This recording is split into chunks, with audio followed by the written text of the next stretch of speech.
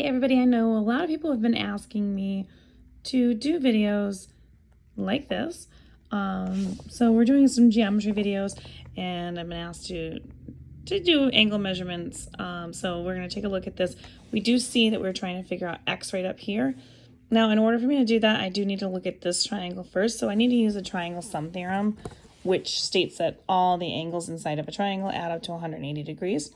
Now this marking that you see in each of these corners indicates that these are all equal to each other because they're the same marking.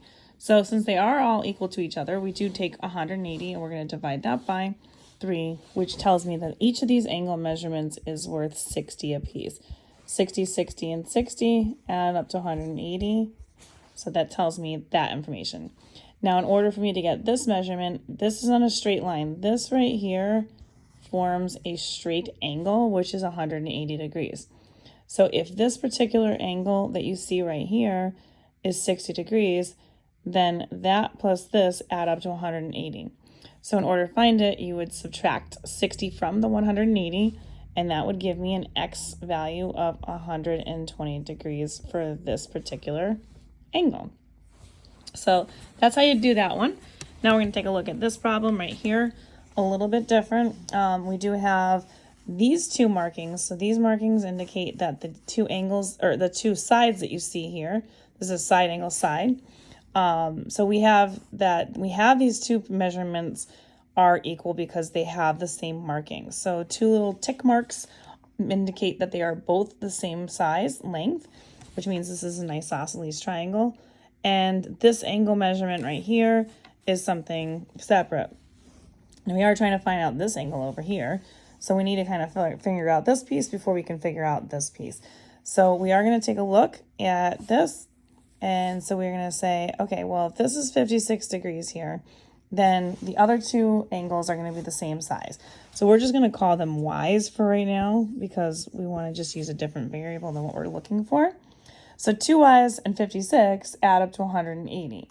So if I want to find out what these two are, I'm going to take 180 is what it equals, and we're going to say 56 plus 2y's. So we're going to subtract 56 to find out what's left, and we're going to get 124, which is equal to the 2y's that we're missing.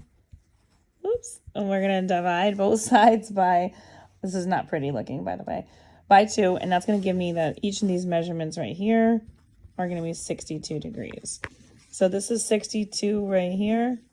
This is also 62 right here. Now, why is that important? It's important because this side right here and this side right here are also equal sizes. Opposite angles from those sides are also going to be equal to each other, just like they were in this problem right here. So if I know whatever that is, this is also the same angle measurement here. So what I have is this and this are on a straight line, even though it doesn't appear to be, but these are a straight line. So again, I would take 180, I'll subtract 62 from it. And when I do 180 minus 62, that's going to help me get that angle measurement, which is 118 right here. So now, because I know that these two sides are equal, the angles across from them, this angle is across from it, this angle is across from that. Those two angles are equal. So we're going to do this triangle sum theorem again, and this time we're going to subtract 118 from it because that's what we have. We've got two x's because there's an x here, there's an x here. Those add up to 180. So if we subtract 118 from both sides, oops, we're going to end up with 62 here.